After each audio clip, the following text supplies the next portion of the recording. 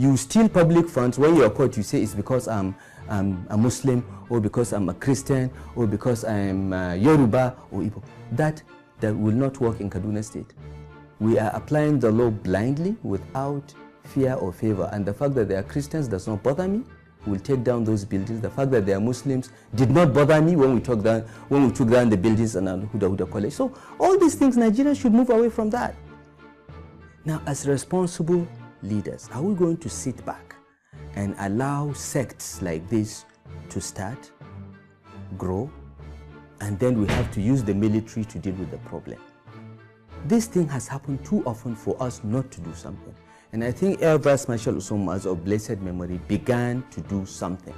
You know, I have never responded to Sheikh Hussaini's rants and abuses and criticisms because I'm the governor of everyone in the state, and the right to criticize, the right to comment on public policy is a constitutional right. I've never responded to him. I've never commented on what he's doing. If there are differences, and there alternative ways of resolution, of inclusiveness, despite his contrary views, do you reject a son because he's a black sheep? No. Look, there are jobs for the party. As you said, he's a member of our party. So it's up to the party to bring him into line or to bring me into line if I'm deviating. That's the job of the political party. And this is why the party has, at a point, suspended him, because he was not just criticizing me, he was also criticizing General Buhari, our president. He said that his anti-corruption war is selective. He has said things like that the party felt it had to do something to bring him into line. He's entitled to his views. Why suspend him because he's critical of his own party? I think you should ask the party that question, because I'm not the party. I'm the governor of Kaduna State. But you're also a leader of the party in your own right. I am. I'm one of those that registered the party, actually. 37 people registered the party. My name is there, but I am no longer playing that role. I am now the governor of the state, and whether you vote for me or not, whether you are in the party or not, I have sworn by the Quran to treat you equally. So I try to not get involved in party issues, whether state or national. You know, I don't want to comment on that. It's convenient for you not to get involved. No, it is not convenient. It is actually the right thing to do. I attend party meetings when invited, but for now, my job is governor of Kaduna State. And frankly, you know, I do not think that what Sheikh Hussaini is saying or doing is relevant to what I'm doing. I contested elections based on a platform. We have a restoration agenda where I made certain promises, and I am trying to fulfill those promises. He did not contest on that platform. Okay, he's a senator, and he has his own responsibilities to his constituents. Let him do his own, I will do mine. If he has any advice for me, there are ways of passing that advice to me. But if the way to position yourself for another political office is to criticize me as governor, you are free to do so. We will meet in 2018 and 2019, and the people of Kaduna State will make that choice.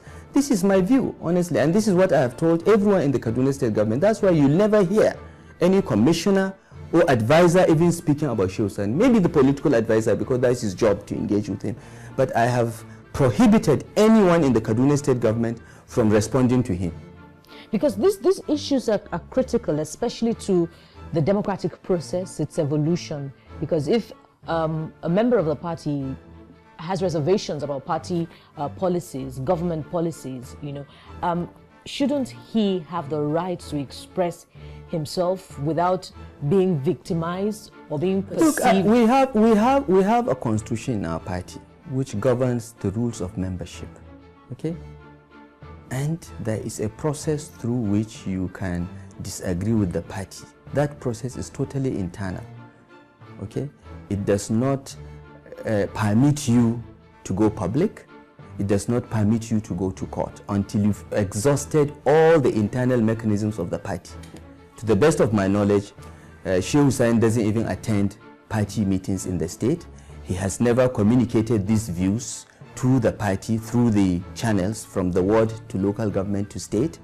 And if the state doesn't listen to him, he has the right to escalate it to the national level. I don't think he has ever done that. Shehu Sani is not a politician. He started as an activist. Activists live on headlines. That's the oxygen on which they live. And even though he is an elected senator, he has not transmuted to complying with that process. We wrote the constitution of that party. I know the process. He has not been following the process, and this is why the party at a point took steps to discipline him. But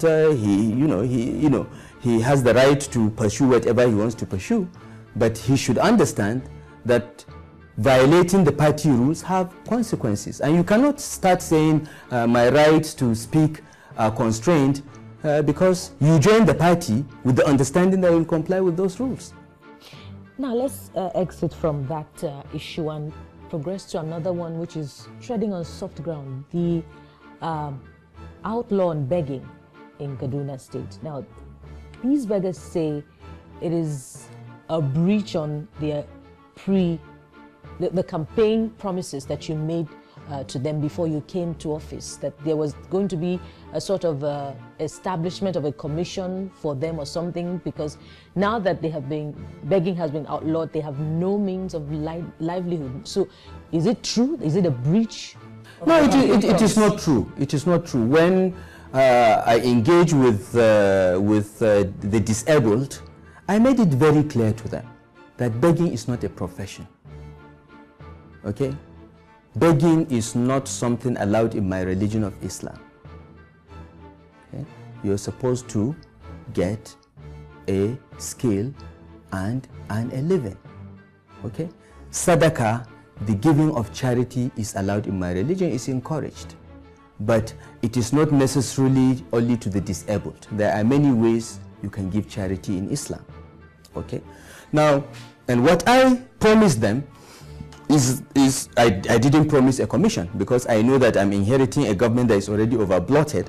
So we are going to shrink. So what we promised was that we will expand our rehabilitation board so that it will take those that are willing to learn skills and will support them, give them skills, train them, pay them a stipend while they are going through training, and give them microcredit to start their businesses. It's what I did in Abuja. In Abuja, I took beggars off the street, but we resettled them. We resettled the lepers in a lepers colony which we got built, and we had schools there so that their children can go to school. They were receiving treatment.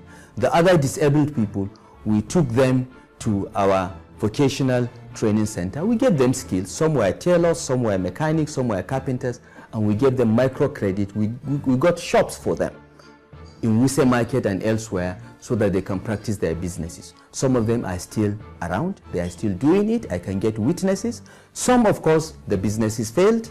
Some went back to their estates and continued begging there. But this is what we want to do in Kaduna. We do not believe that begging is a profession. We have seen that begging is something peculiarly rampant amongst our part of the country, and we want to put an end to it. But we want why people not to have put skills. the alternative in place before you outlaw begging? It's as if The government is in the alternative is already there. The rehabilitation board is there. We are in the process of equipping it. We've signed the bill into law. It doesn't take effect until after 2 months at least, and by order in the Gazette, I can postpone it until we are ready.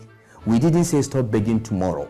The law says 60 days after, begging will be criminalized, and by order in the Gazette, I can extend it. We are equipping our rehabilitation board. We are bringing more skills there, and we'll give everyone the opportunity to go and get skills, but not to beg on the streets. Now, we are going to establish a fund as well, so that if you want to give charity, you can donate charity, and it will go into the rehabilitation of the beggars, as well as giving them microcredit. We will also allow on Fridays or on Sundays, within the confines of churches and mosques, we will allow for the period you can go there and beg, but not on the streets. Okay? Not on the streets, not in public places. Only in churches or mosques we can allow that for that limited period, and you can't do that permanently. Okay? because there are people that go to church or mosque with the intention of donating something. We will allow those that want to do that. But we prefer to have a fund in which anyone that wants to donate to charity can put it in that fund. It will be managed by religious bodies and community leaders, so that we channel the resources towards that. Our goal is simple. We want every child in Kaduna to go to school. We are not criminalizing begging just for the sake of it. We want to give people skills, yes, but we don't want the small children carrying them around to miss the opportunity of going to school. We've already made education in Kaduna State free and compulsory for 9 years. Primary school and junior secondary school is free, so you have no excuse. We give each of our primary school pupils 1 meal a day, so that we take that burden off the parents. So no one has any excuse not to go to school in Kaduna State. We want 100% enrollment of our girls and boys of the ages of 6 to 15 in schools. This is the objective. So we first made that available, and then we said, okay, no more begging. But I have not even made the law effective yet until we know we are ready. We don't have any bad intentions, but those that are creating stories that I promised this or that are not telling the truth. They even went as far as saying that I promised them 10% of all jobs in Kaduna State. How can I do that? Are the disabled up to 10% of the population? Shouldn't there be some logic to this? But they can say all these things, and we will take it. But we know that as leaders, we are trying to make choices that are in their best long-term interest. And we have engaged with them, we've explained this to them. I have a special assistant on disability who is supposed to liaise and talk to them. But of course, one or two will come out, go to the media and say something completely different. And this is expected in a democracy, but it doesn't deter us from doing what we believe to be right. All right. You're watching Fireworks. I have been talking with the governor of Kaduna State, Governor Nasiru elrui. We've been looking at developments in that state. After the break, we'll progress to happenings at the national level. Stay with Fireworks. We'll be right back.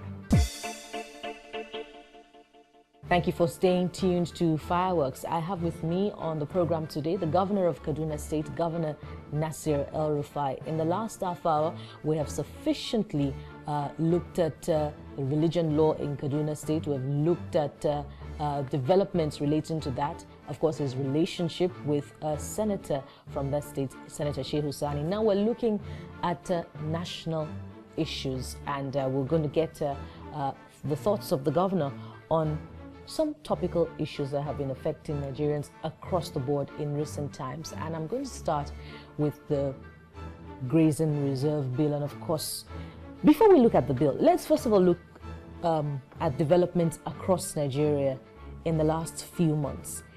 Is it a coincidence that you have attacks or conflicts, as people would want it to be perceived, between farmers and herdsmen happen one after the other in different states of the federation?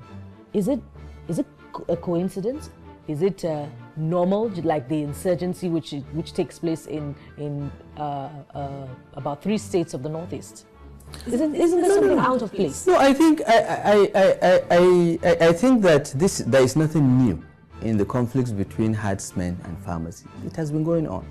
The difference is this: there are people in Nigeria, there are elements in the political system that have decided to spin this.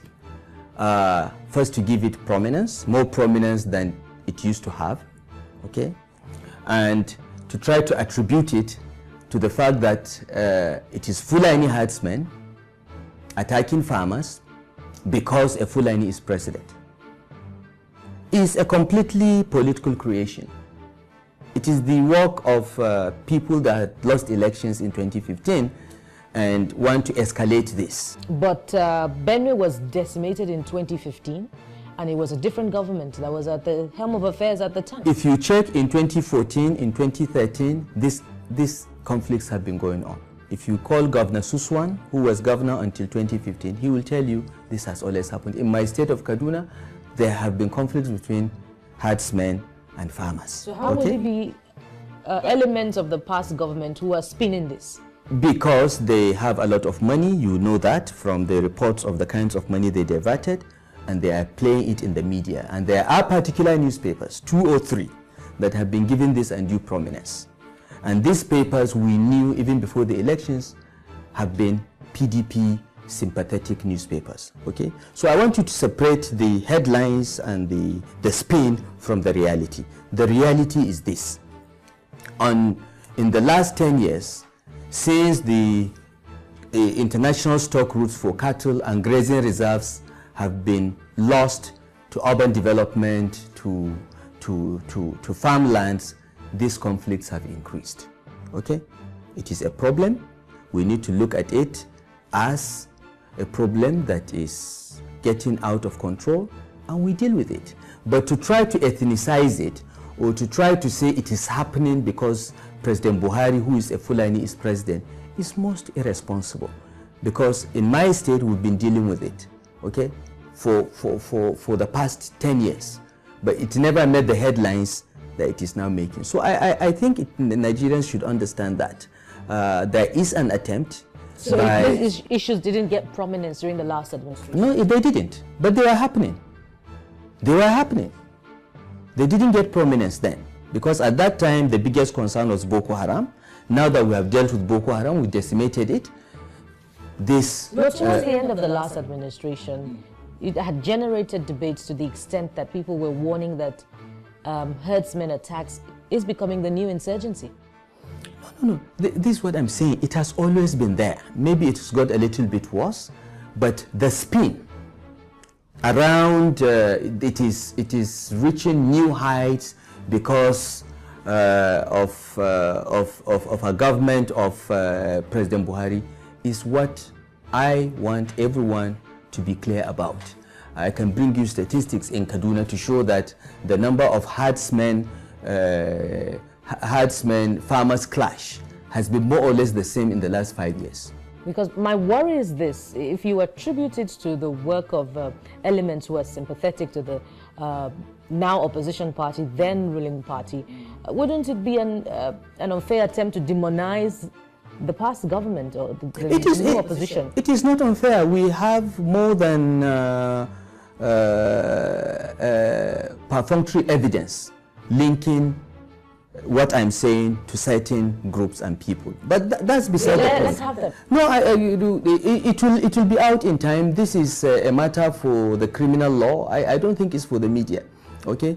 But let me say that it is a problem. In my state, for instance, in 2011, during the 2011 elections, the herdsmen were moving from south to north, and they passed by Kaduna State at the time of the 2011 elections, and there was election violence, and many of them were victims. Many of them lost cattle, many were killed, and some of these herdsmen are not even Nigerian, because this herdsmen issue is quite complicated, because some of them start driving their cattle from countries as far as Guinea, Mali, Senegal, Ghana, Sierra Leone, and come down, because Fulanis live all across these states. Fulanis live in 14 African countries. So they start, once it is the dry season, they pack their herds of cattle and start going through these so-called international stock routes. Okay? And they usually get to the south of Nigeria around February, March, and then they start driving the cattle back once the rain starts, so that they get home by the time it is the rainy season. So this has been going on for hundreds of years. Okay? Now, as I said, there were international stock routes that they passed. There were grazing reserves. Okay?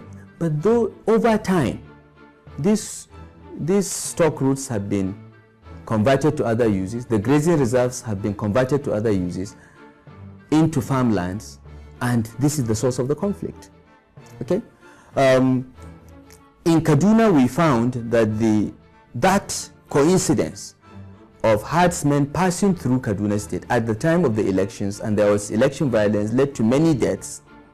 And one of the issues I had to deal with as governor of Kaduna State was communal killings in southern Kaduna, because the people whose cattle or whose relations were killed during the April 2011 post-election violence were coming from Chad, from Cameroon, from Niger, from Senegal to avenge the killings. This is what Fulanis do. Okay? We had to set up a committee led by General Agwai to try to get into the root of the problem, and we are lucky we had a break. We reached one of the Ardos, one of the Fulani leaders of those communities that were doing this in another country. And he reached out to others, so we had a sort of compact. This has to stop. If you want us to pay compensation, we'll pay. If you want us to do anything, but this has to stop. And since then, we've had relative peace in southern Kaduna. Now, there is a problem, and as I said, anywhere you see these conflicts, unless you choose to ethnicise it or blame it on the current government, you can find a solution. I remember when I met the governor of Benue State, I asked him, I said, what happened in Agatu? What is the problem? And he gave me his own insights, which are completely different from the circumstances in my state. The point is this: we should look at these conflicts and try to find out what are the roots so that we deal with them. What we are doing in Kaduna, that's the one I know very well, is that we are resuscitating the grazing reserves. We have about 14 in Kaduna. Some of them have been encroached upon. Only about 4 of them have been gazetted. So we are going to take steps to gazette them. But we are not going to preserve them as grazing reserves, but as ranches, because we want to discourage the movement of the nomads. We want them to settle in ranches. This suggests that you are in support of the Grazing Reserve Bill. I have not seen the Grazing Reserve Bill. As far as I know, there is no bill, because I know that it was first presented in the Senate of the last Senate by Senator Zainab Kure, and it was not passed. Okay? And once it was not passed, it has lapsed. If someone wants to revive it and present it, I don't know. I haven't seen the bill. I think it's unnecessary, because at least in the northern states, there is a grazing reserve law passed in 1965, which is applicable to all the northern states. There is a grazing reserve law in Kaduna State, which outlines how to create grazing reserves, how to gazette them, how to manage them, and that's the law we are using to try to get our own 14 grazing reserves, identified, gazetted, but renamed ranch communities. Because people think it's only Fulanis that have cattle. It's not true. There are many other ethnic groups that are in the livestock business that also move their cattle up and down looking for pasture. Now, my thinking, and it coincides with the thinking of my elder brother, the Minister of Agriculture, Audu Ogbe, is if we can provide pasture for the nomads, they will sedentarize, they will stay in one place. Why do they move? They move searching for grass. Now, if you can get a place for them and provide high quality grass, and even create an industry that processes cattle, milk, beef, sausages, in one integrated cluster. We are in a capitalist environment. If you provided reserves for some herdsmen, would you also provide an enabling environment for every other business owner in the country? No. Look, we are providing ranches and pasture for them to settle their cattle there. Our hope is that once that happens, the milk producers, the yogurt producers will go in there and set up their businesses. We are not setting it up for them. We are creating that enabling environment. We are hoping that the meat processors, the producers of sausages will go in there and establish a business. Okay? We will build schools, we'll build hospitals there, because that's our responsibility. We will do the roads and the infrastructure. That's our responsibility. Whether it's a grazing reserve or a village or a town, it's our job to do that. But we have a problem that is leading to the deaths of people, and we have to give it priority. We are not, we create industrial parks, okay, for businesses to site their factories. What is different from that? That's what we are doing for the nomads. I have read commentary on the bill, and if you have a bill where there is provision for landowners whose land is taking for the purpose of establishing a reserve for herdsmen so that their cattle can graze. But you say that under this bill, you have reservations about your land being taken. You can only apply to the Attorney General of the Federation, first of all, before you can even begin to seek redress in court. Look, I Isn't don't... that setting the stage for conflict? You see, I don't know about this bill. I don't even know whether this bill is constitutional, because I don't think legislating on grazing reserves in the exclusive list. Okay? So the National Assembly looking at grazing, I think they're overreaching themselves, and the states may object because land is vested in the state governments. You cannot legislate at federal level to take state land. Only the governor of the state can take land and convert it to grazing reserves. The federal government cannot do it. So I haven't seen this bill, frankly. And honestly, as a state governor, I think the bill is superfluous, it's not needed, because as I said, in the areas where this conflict is potentially the highest, which is the northern states, including North Central Zone, there is already Grazing Reserve Law 1965 passed by the Northern Regional Parliament. So it has been an inherited law by all the 19 northern states unless repealed. So I don't know, I haven't seen the Grazing Reserve Bill, I don't know what it contains, I don't want to comment too much on it, but I have a feeling that grazing is not in the exclusive list, so the National Assembly may not even be competent to legislate on it. I want to thank you very much, Governor Nasiru elrui of Kaduna State. Thank you for your time and thoughts on firearms. Thank you, Bukola. Talking with the Governor of Kaduna State, Governor Nasiru elrui, and indeed we've had a very, very big view, the big picture of happenings in that state, especially on topical issues. And of course, we know that you're armed with the required information. Join us again same time next week when we'll bring you another interesting edition of the program. On behalf of the crew, I am Bukola Samuel Wemi. Bye for now.